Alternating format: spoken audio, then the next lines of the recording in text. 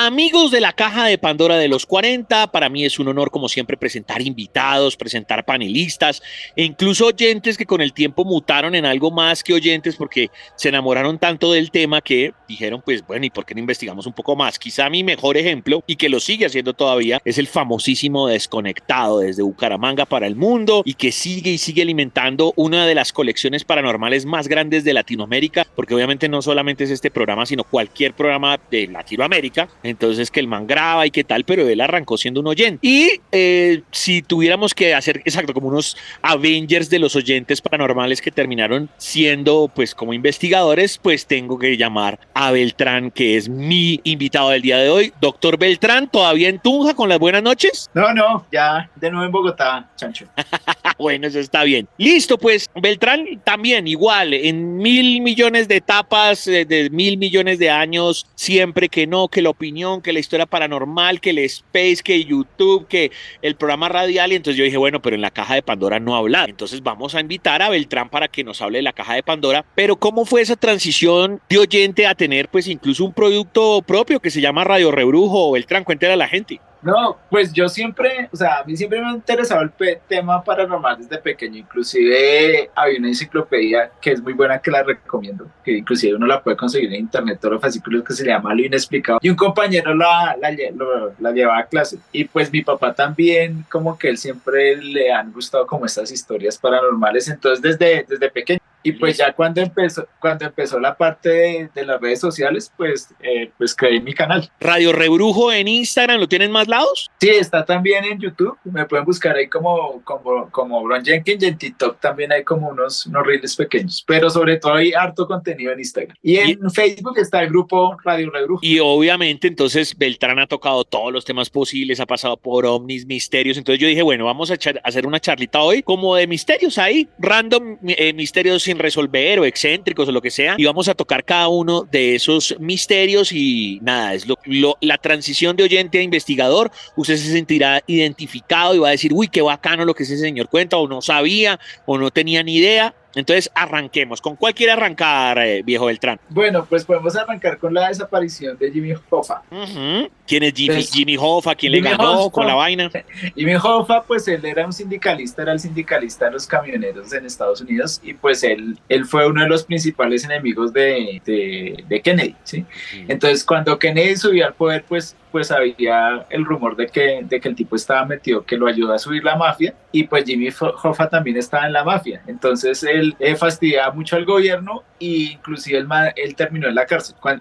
Ya después de que mataron a Kennedy, pues muchos le echaban la culpa, pero él estuvo 13 años en la cárcel y después trató de volver al sindicato camionero, hizo como por decirlo así, como un negocio con Nixon para que lo dejaran salir, pero él no pudo volver a ser el presidente de los camioneros. En su buena época, en Estados Unidos alcanzaron a tener casi 2.500.000 afiliados. Y cuando él salió, pues como por problemas con la mafia y esto, el tipo en 1975 desapareció y nunca se supo qué pasó con él. Entonces es un misterio abierto. Inclusive en esta película de Bruce Almighty bromean con que Bruce Todopoderoso lo encuentra. Entonces Jimmy Hoffa, como siempre, es uno de los misterios más grandes sin resolver porque no tenemos cadáver. Y como se vuelve entonces un mito urbano y se vuelve una leyenda, entonces empieza a salir exacto en cultura pop en todo lado. Incluso hay películas, si no estoy mal, el que la hace es Leonardo DiCaprio.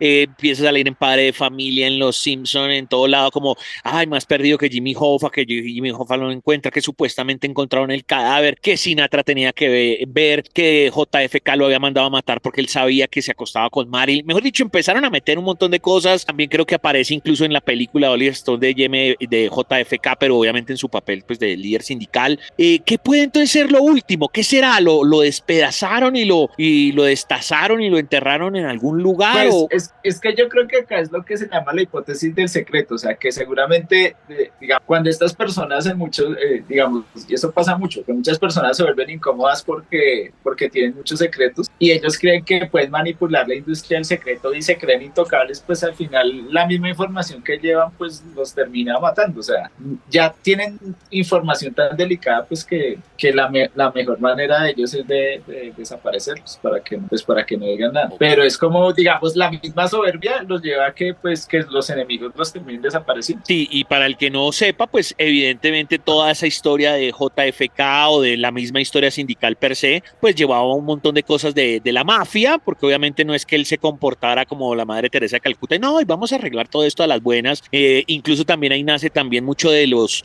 golpeadores. A ver, lo de los golpeadores ha sido de toda la vida y en todo lado, no es una vaina explícita de Estados Unidos, sino pues ha existido en Gran Bretaña. Peaky Blinders es como un poco pues como de ladrones, pero también están los golpeadores. Exactamente, y es que inclusive, por ejemplo, en libros de Isaac Asimov, que él trata mucho sobre la historia cultural de Estados Unidos, que los recomiendo, eso ustedes los pueden, son como mini libros de ellos.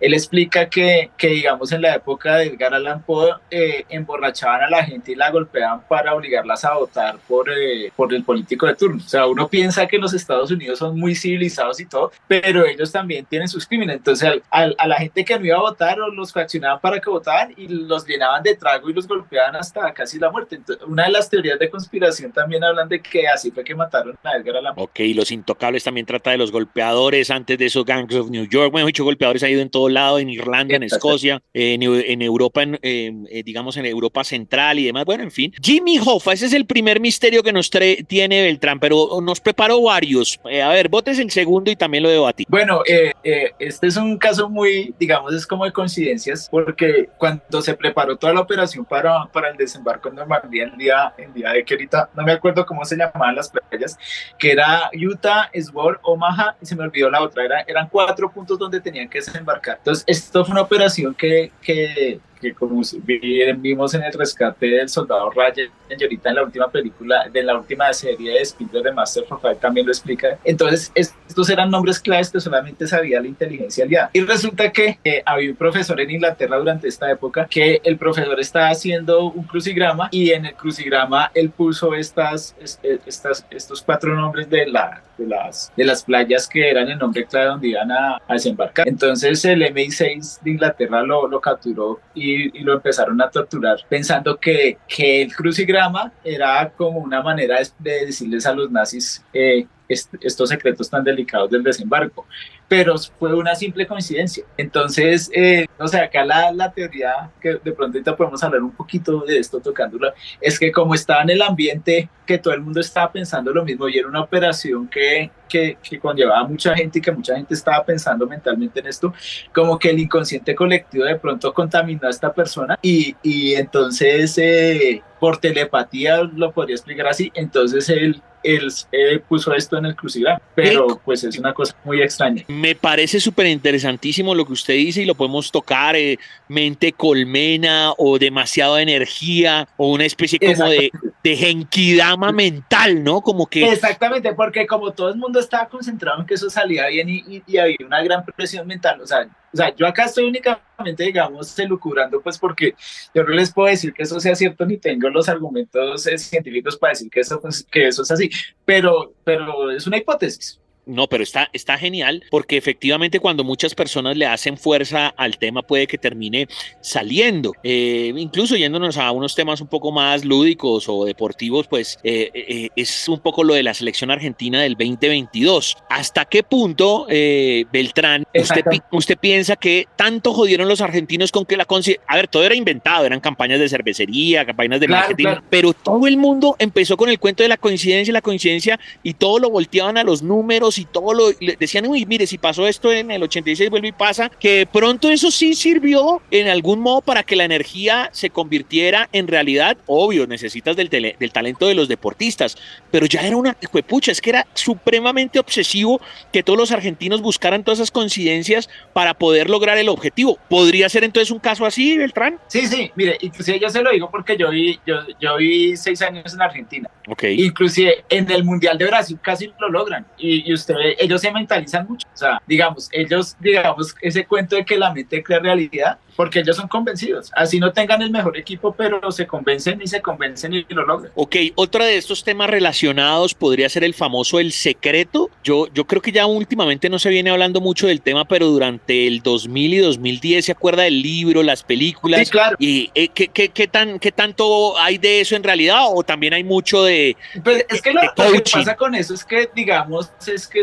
como esos libros de autoayuda, por decirlo así, que es como simplón, pero lo que pasa es que tampoco hay trabajo en la mente y eso tiene que ver un trabajo físico, digamos, no hay acción, ¿sí? Entonces, el problema es que nos invita a estarnos ahí quietos y pensar, no, o sea, también tiene que haber algo de acción. Entonces, eso es lo que de pronto no pues yo, por ejemplo, particularmente, yo soy diseñador industrial y digamos, a mí lo que me maravilla de la carrera es que usted tiene una idea y apenas la va trabajando, puede que no tenga nada concreto, y usted sí trabaja en la idea y la misma idea le va dando las respuestas, ¿sí? Pero usted tiene que trabajar. Lo que pasa es que con el secreto no lo hacía. O sea, el secreto era, no, decreto, ¿qué tal cosa?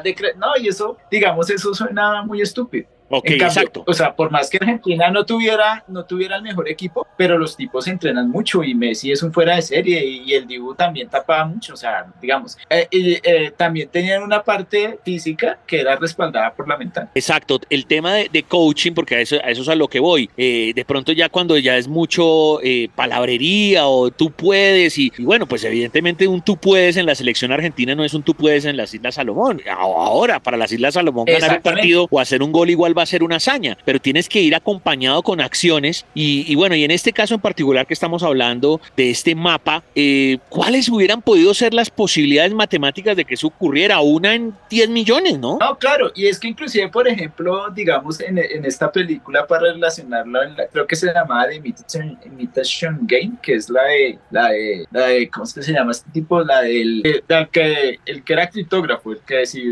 descifró el código, el que era homosexual, que era el que hacía el Doctor Extraño, lo interpretó, es que ahorita se me olvidó el nombre. Ellos también tuvieron que hacer un gran, digamos, una gran labor para romper el código Enigma, pero también fue porque pudieron traer la máquina y porque, o sea, todo el mundo estaba mentalizado en eso. Inclusive después de que rompen el código, no pueden, o sea, tienen que dejarse destruir muchos barcos para que los nazis todavía crean que no han roto el código. Ok, interesante. Hoy estamos con nuestro invitado que se llama Beltrán. Es un hombre que le ha dado todo el tiempo al tema de investigación. Se crió prácticamente escuchando este tipo de programas, pero ha dado el salto a un proyecto personal desde hace mucho tiempo que se llama Radio Rebrujo y hoy quiso compartir con nosotros distintos misterios. Si usted quiere participar o saludar o lo que sea, ya saben que pueden hacerlo con numeral la caja de Pandora a los 40. Numeral la caja de Pandora a los 40. Recuerde, @ los 40 Colombia, @ DJ Toy FM, @ el Chancho 414. Pasemos entonces a otro tema. ¿Qué otro misterio hay por ahí? Bueno, pues este es muy interesante. Yo pues en los podcasts que escucho, lo escuché en un podcast mexicano que se llama Leyenda Legendaria. Y es un poltergeist que sucedió en la calle Campbell en Estados Unidos. Y resulta que aquí, esto yo no lo había escuchado, pero entonces el parapsicólogo que fue a tratar el caso tiene 3 teorías interesantes acerca del abordaje de los fenómenos paranormales. Pues lo chistoso de este caso es que el tipo que tenía infestada la casa, o sea, y el tipo no se quería ir de ahí porque él le gustaba, digamos, le quedaba muy cerca la casa, de la casa al trabajo. Entonces él se aguantaba a los fantasmas, pues porque no quería cambiarse de casa. Por esta razón. Y contrató unos parapsicólogos. Los primeros parapsicólogos que llegaron salieron corriendo porque no tenían experiencia y los fantasmas los asustaron.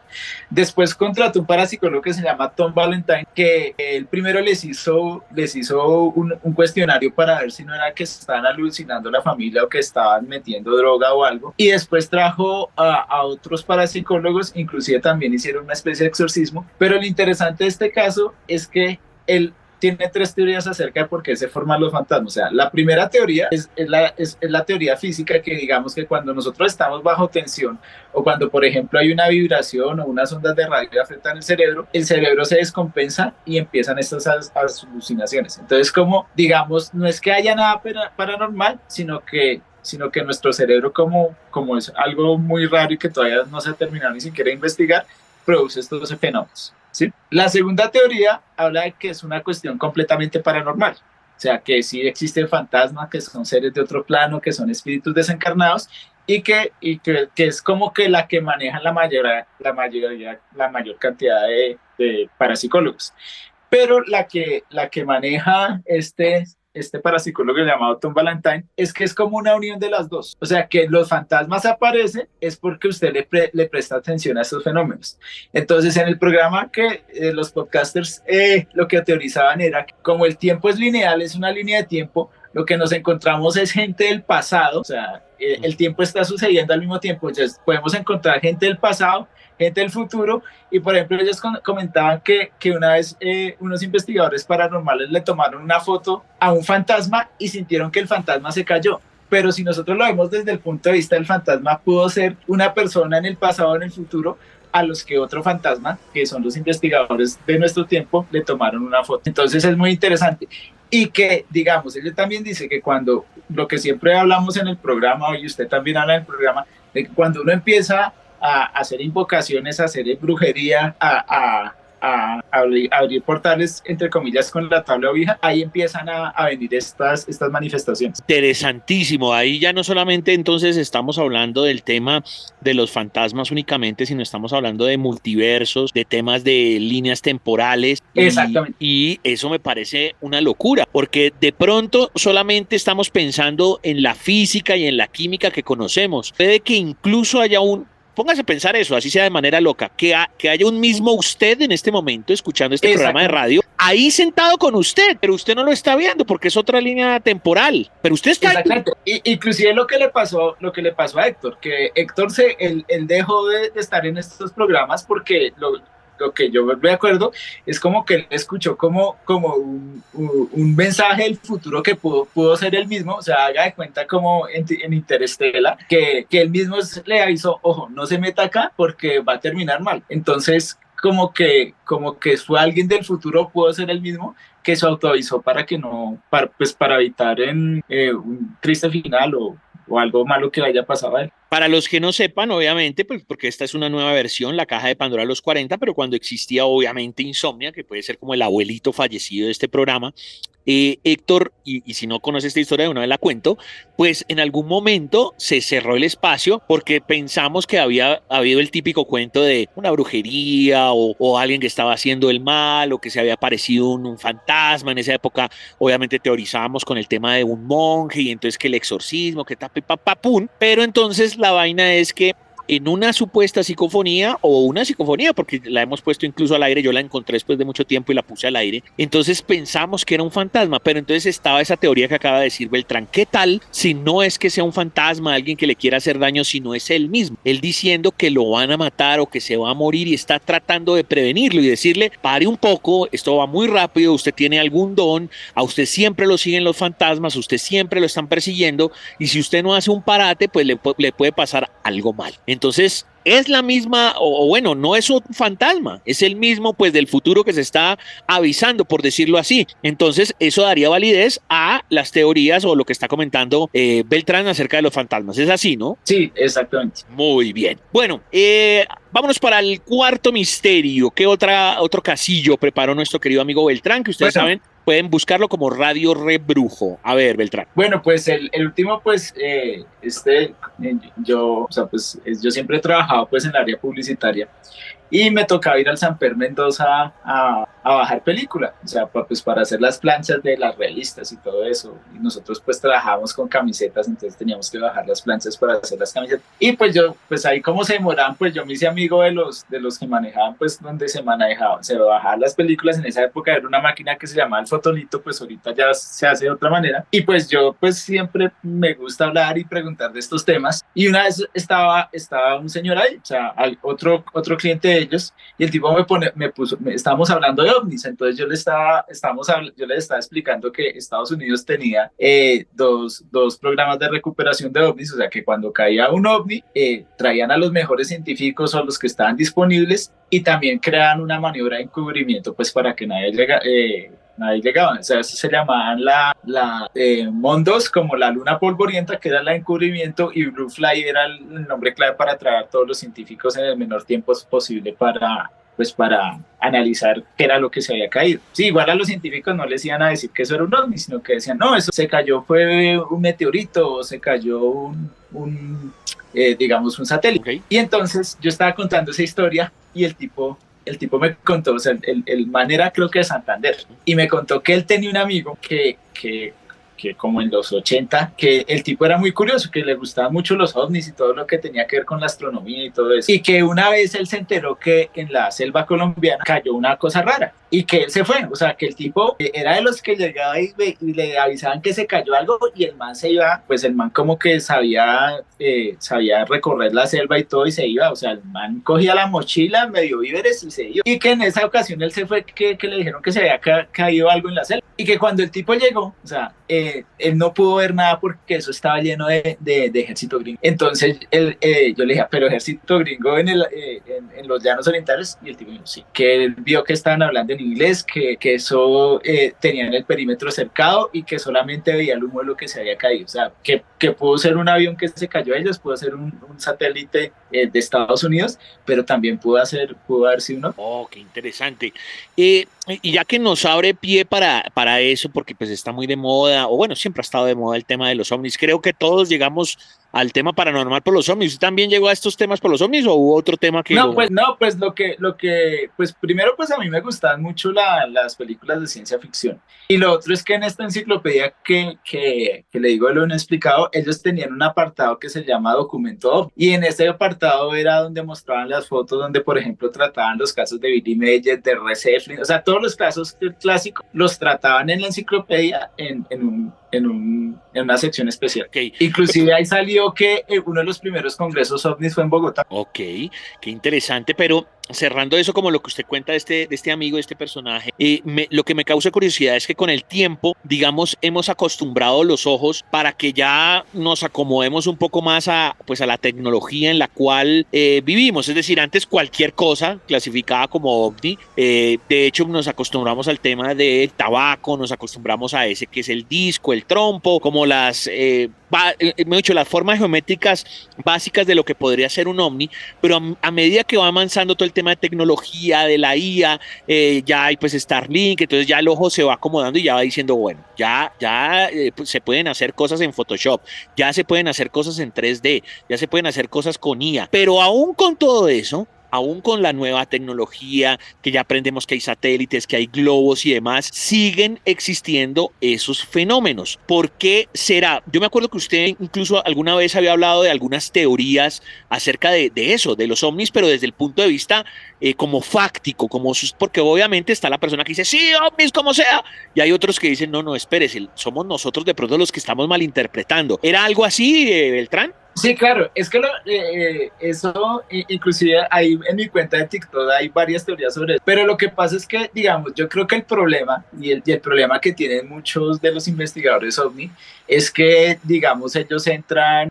ya sesgados, ¿sí? O sea, ¿cuál es el sesgamiento? Que piensan que son visitantes de otros planetas, Okay. ¿sí? Entonces, ahí lo que pasa es que toca investigar el fenómeno mirando todas las posibilidades, porque digamos, científicamente, lo que hablamos de la ¿cómo es que se llama esto? Que eso lo explica muy bien Carl Sagan, de la ecuación él se murió hace poquito. Bueno, es una ecuación que explica cuántos mundos habitados pueden ser posibles y el desarrollo de la civilización, ¿sí? Y también, eso también viene con una cosa que hizo Enrico Fermi, que él teorizaba, y con otro científico ruso que él tenía, Kardashev, que era la escala de las civilizaciones, ¿sí?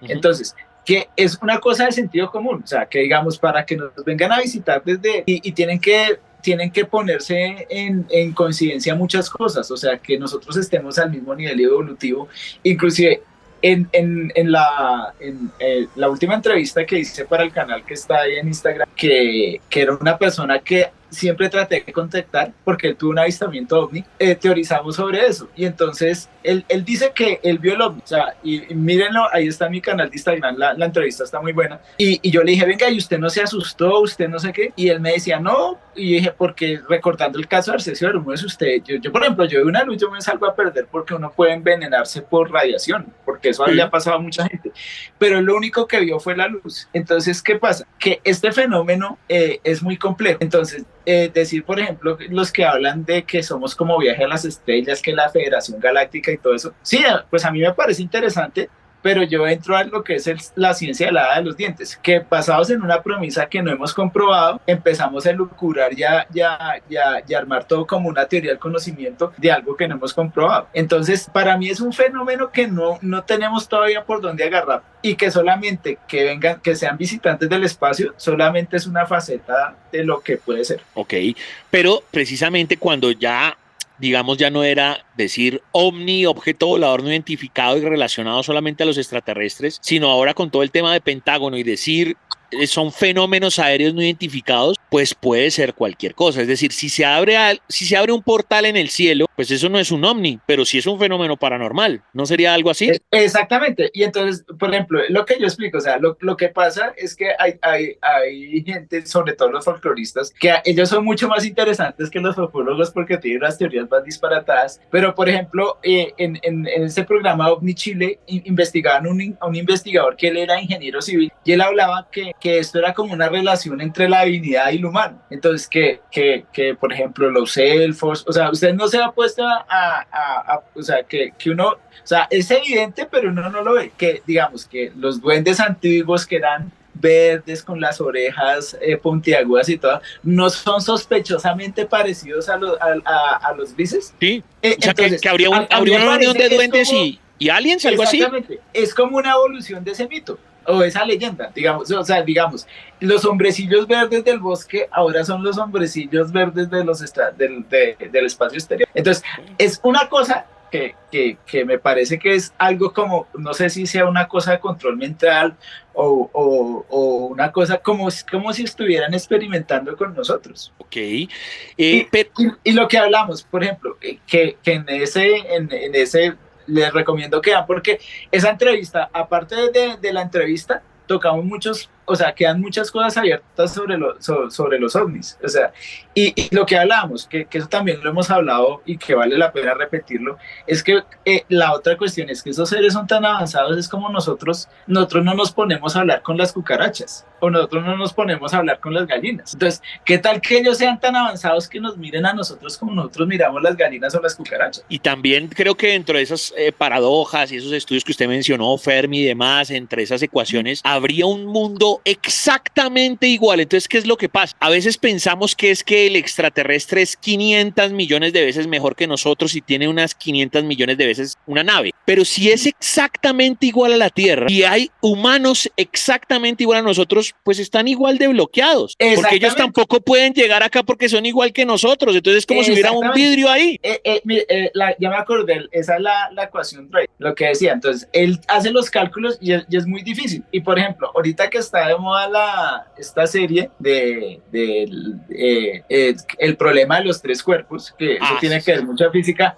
Son 3 libros y hay uno que habla sobre la teoría del bosque oscuro, que la teoría del bosque oscuro, que me parece una teoría muy interesante, es que el universo es un bosque que está oscuro y que cuando alguien da una señal o se prende algo, todos los predadores van a atacarlo. Entonces, por ejemplo, lo que decía y lo que decía Stephen Hawking, que digamos, por ejemplo, Sagan, él era un optimista en su concepción del universo, pero ¿qué tal si mandamos esa sonda Voyager y lo que haga es que una civilización, un imperio interestelar que no sepa dónde estamos nosotros, vezca el Voyager y se vienen todos y nos invaden y nos esclavizan? Entonces nosotros dimos la señal y nos atacan, ¿sí? Entonces esa teoría, inclusive el autor, no me acuerdo ahorita cómo se llama, de los 3 libros, él se ganó el premio Hugo, que es como los Oscars de la ciencia ficción, porque digamos, esa teoría es muy interesante. Entonces, digamos, es mejor pasar de agáchese que de verdad que traigamos algo que nos esclavice o de pronto sea una sociedad malévola, uno no sabe, porque uno siempre piensa, no, que vienen en son de paz, pero pues también pueden venir en son de guerra. Y lo mismo el tema de la comunicación, piense también en el náufrago, no el que, me he dicho, el que no solamente puede mandar la botella. Entonces usted está en Cartagena y le llega la botella, pues sí, se pudo comunicar, pero o sea, usted no puede hacer nada porque no sabe ni siquiera de dónde viene la botella, pero sí existía un náufrago y un náufrago sí la escribió. No, y al contrario, si usted Exacto. pudo ser un náufrago de la época de Colón. O estos tipos que digamos que eso pasa en las nuevas películas de King Kong y estos tipos que se acabó la Segunda Guerra Mundial y quedaron los japoneses defendiendo los islotes allá y Sí. que en 1970 todavía encontraban gente que estaba peleando por el Imperio japonés. Pensando, seguían en la guerra. Ellos pensaban que todavía existía. Entonces, y si usted iba a decir esto, si usted devolviera también la botella, pues también pasa exactamente lo mismo. O sea, el náufrago manda la botella pensando que lo van a rescatar y de algún modo vuelve la botella, pero es como el chiste. Y en la botella no viene ninguna indicación ni nada, sino como, bueno, leí tu mensaje ya. Y nunca se encuentran los dos mundos, ¿no? Exactamente. Entonces, lo que digo, lo que pasa es que esto es difícil de entenderlo porque a uno no le cabe en la cabeza la escala planetaria. O sea, si digamos, ahorita que entre todo el mundo está conectado, imagínese cuando no estaba conectado. Y ahora escalémoslo al universo. O sea, es casi que imposible que nos vengan a visitar. Entonces, a eso hay que meterle esto. Porque, ¿qué pasa? Porque con todas estas sectas milenaristas y todo esto, digamos, me parece interesante esos temas para meterle a la gente como la divulgación científica. Porque, ¿qué pasa? Porque ahí se aprovechan las sectas milenaristas, se aprovechan las sectas de ovnis, se aprovechan las sectas de los mesías, y eso siempre termina mal, porque utilizan las inseguridades de la gente para manipularlos, y lo que pasó en Waco, Texas, o lo que pasó en Johannestown, allá en Guyana, y eso puede seguir pasando. Tremendo, pues Beltrán, hombre, la pasamos buenísimo, el tiempo siempre se hace recorto cuando hablamos porque empezamos a teorizar y a cada investigación le sacamos cola. Obviamente Beltrán no solamente queda invitado para un próximo programa, sino también tiene que venir al estudio, porque Beltrán también estamos haciendo unos lives en el estudio los días martes, entonces igual ahí yo lo voy planillando y todo. Entonces, pues muchas gracias por participar, mande un mensaje ahí, hable de sus redes sociales, aquí en la Caja de Pandora los 40, querido Beltrán. Bueno, pues digamos, mis redes sociales, estoy en Instagram, que hay ahí hartos lives y también como cápsulas. En el grupo de Facebook de Radio Rebrujo, ahí más que todo yo posteo cosas que tienen que ver de la web, de no sé qué. En YouTube, pues no le he trabajado mucho, pero hay dos programas buenos, uno sobre escatología y otro sobre mitos y leyendas de Tunja. Y en TikTok, pues están como, digamos, cortos, como insights pequeños que subo a veces como para ilustrar. Y digamos, sí, y lo último, pues estoy trabajando porque estamos saliendo por la emisora INSI, que están pasando los podcasts, que los podcasts están en Spotify. Estoy preparando un podcast sobre teoría de la conspiración. Brutal. Entonces va a estar muy interesante. Entonces, en estos días, creo que en 15 días lo termino de grabar y pues está ahí. Primero va a aparecer en la emisora del INSI y después va a aparecer en Brutal, para que lo sigan, Radio Rebrujo, y nos estuvo acompañando en la Caja de Pandora los 40, el gran Beltrán y sus misterios sin resolver.